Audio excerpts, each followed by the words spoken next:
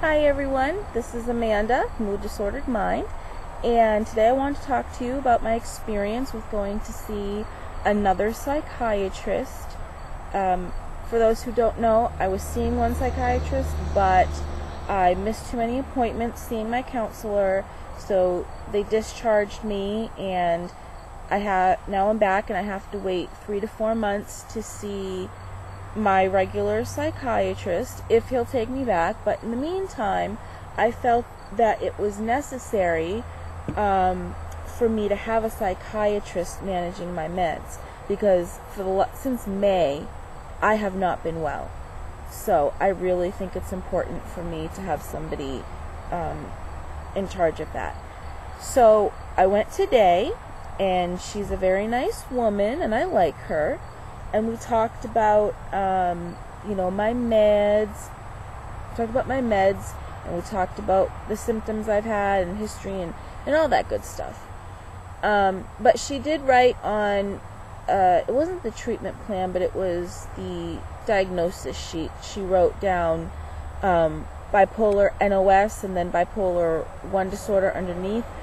And that is because the symptoms that I described to her, some of them aren't typical of bipolar 1 disorder, but I do have symptoms of bipolar 1 disorder, so that's why she wrote it down.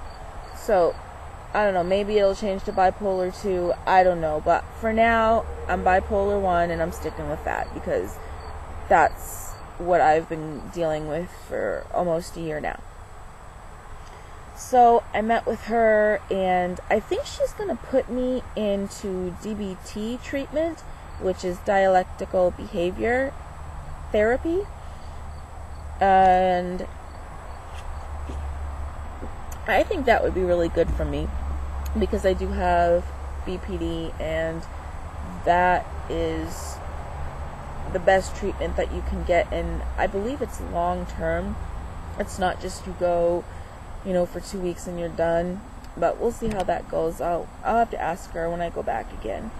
And I go back on October 10th, so it's about a month from now. And I think that this is going to be really good. I really do. I think that seeing her, whether or not I decide to stay with her permanently or if I go back to Dr. Patnod, I just think that right now I am doing the best thing for me. I'm doing what I need. So I think that if I were to not do this, then I probably would have more episodes, and who knows what could happen. Who knows? And I don't want what happened in Connecticut to happen again. I want to be stable. And actually today, for the past, couple days, I've actually been feeling a bit more stable. I was feeling like on Monday and before that, I was feeling like I was sort of hypomanic a little bit, but I don't think that I feel that way now. But I do still have trouble deciphering the difference, so I'm working on that. And we talked about my meds, and I told her I think I'm on too many meds. I'm on, I'm on gabapentin, I'm on trazodone, I'm on Celexa, I'm on Lamictal, what else am I on? I'm on risperidone. I forgot the other one, but anyway, there's 6 of them. And plus I'm on pain meds. That's a lot of meds to be taking. It really is. So I told her, I think I want to cut down. I'd rather be on 1 mood stabilizer, 1 antipsychotic, and 1 antidepressant. So what we're going to do is we're going to start with the gabapentin. I take 400 twice a day. I'm now going to take 400 once a day for the next 2 weeks, and then I'm going to stop it and see what happens. And then after we find out what happens with that, we're going to start with the Lamictal, because that's a mood stabilizer as well. So she doesn't think that I need yet another mood stabilizer, and I honestly don't know what it's doing for me. So we're going to tackle that as well. And I think that, and I agreed with her that we could do that. I thought it was a good idea. Because I don't want to be on so many meds, and I don't even know if I'm on the right meds, because I've been taking my meds, and I'm still having, mixed episodes, and rapid cycling, and going up and down between hypomania, mania, and then sort of crashing down into depression. And but the one thing that I haven't had since I started the risperidone is hallucinations. I haven't had any psychotic symptoms at all. So I'm actually happy for that. But the side effect of that is my hands, my legs, my body, they'll start shaking, and then, they'll just jolt like that. It happens about every day, and it'll happen for about an hour, and then it'll go away. But she asked me, do I think that the benefits outweigh the handshaking? And I said, definitely. I haven't had any psychotic symptoms, so I can live with the shaking. It's not all day long, and I think eventually it will go away, so I'm just going to keep track of it and see what happens.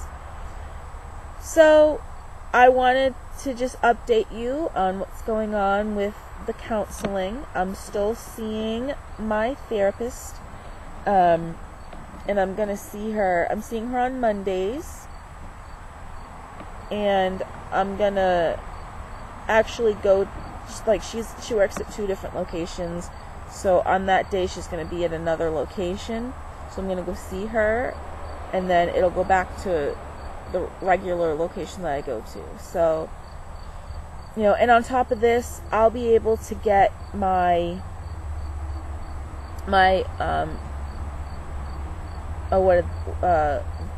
3 conditions that I have to do for the family services people. So I'm gonna, my counselor said that she would do it.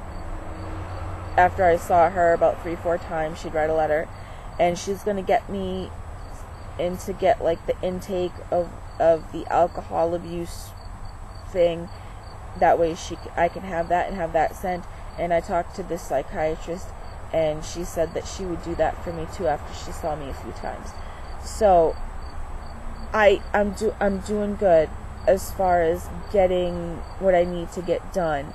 And I have a psychiatrist now.